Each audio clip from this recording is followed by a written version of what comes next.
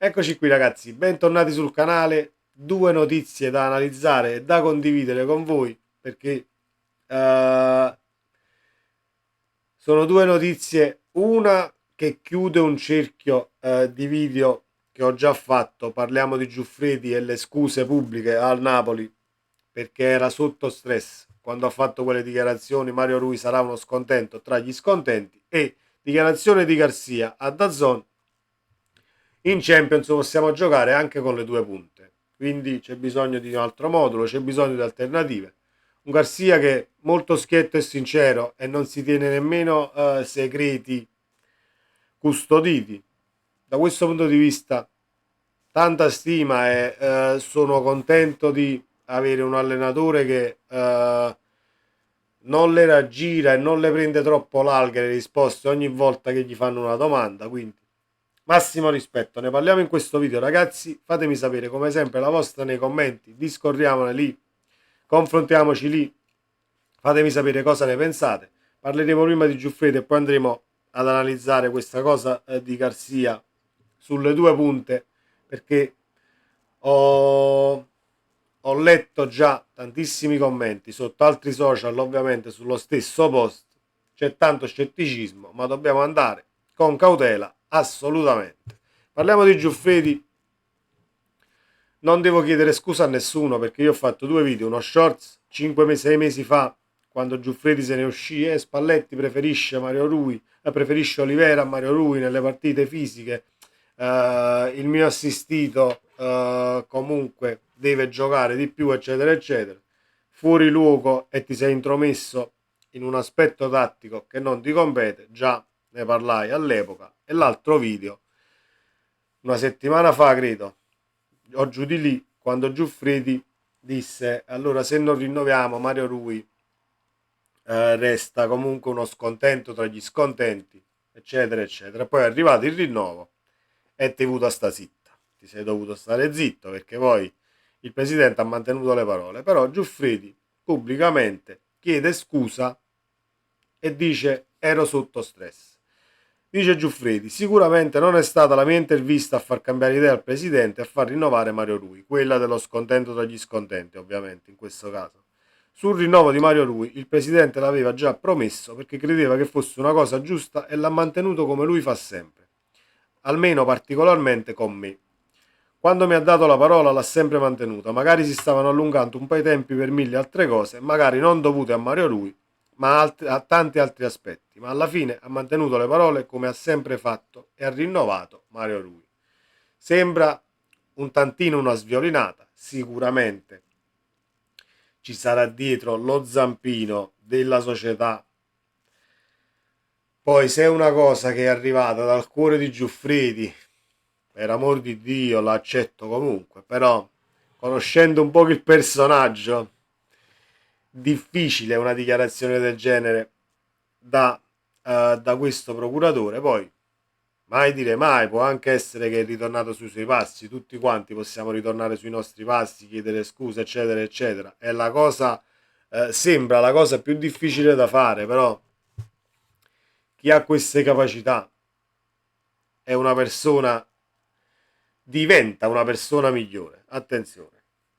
Quindi un applauso a Giuffredi va fatto, e se poi è di pari passo con la società e c'è stata comunque un comune accordo per queste dichiarazioni, un applauso anche alla società, perché proprio in questo momento con la FIGC e tutta la situazione che si è venuta a creare, di buttare ulteriore benzina sul fuoco a livello mediatico nei confronti del Napoli non serve a nessuno. Detto questo, passiamo a Garzia.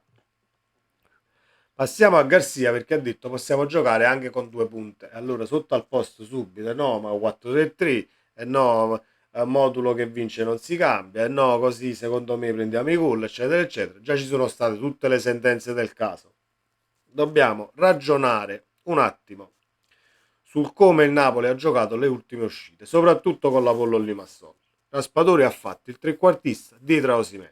Quando Garzia parla di due punte, non devono essere per forza Osimhen e Simeone, almeno a mio avviso, perché Raspadori fa parte dei centrali d'attacco.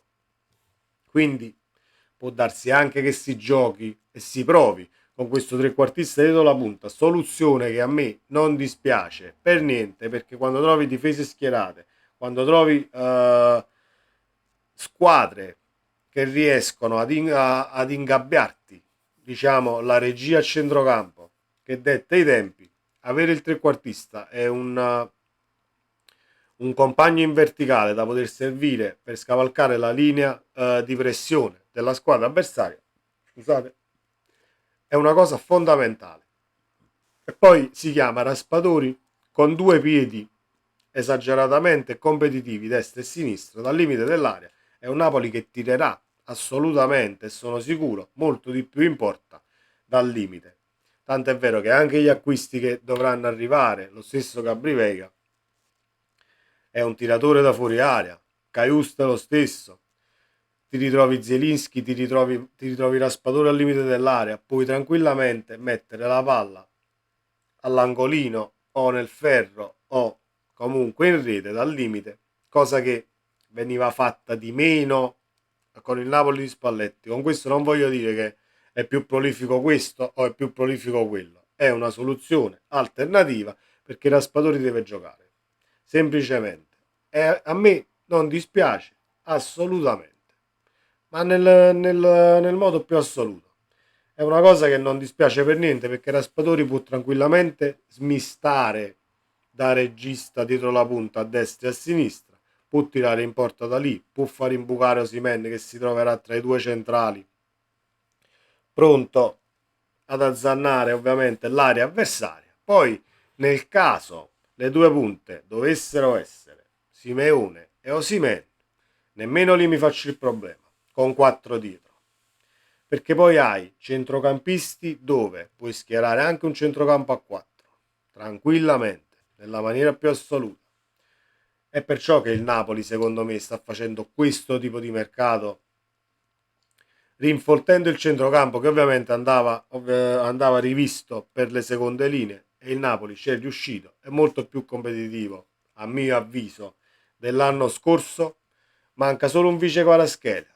Alla fine, se a destra sfrutti Politano e Elmas invece che Lozano e ti tieni a Lozano come vice Quara a sinistra, forse tieni pure il vice Quara in panchina, anche se Lozano mi auguro per il calciatore e per il Napoli stesso, perché comunque così finiscono queste lamentele, perché è l'unico che, mamma mia, non rinnovo, non voglio questo, non voglio quell'altro, sta sempre a punzecchiare. Quindi arrivato a un certo punto è meglio che speriamo che lo vendiamo e ne prendiamo un altro, lo rimpiazziamo, calciatori di prospettiva, non mi interessa alla fine più di tanto chi arriva, perché se arriva un esterno che ha fame e voglia di mettersi in gioco, ben venga. Credo che 4 gol e 4 assist li faccia comunque, che quelli sono i numeri di Lozano.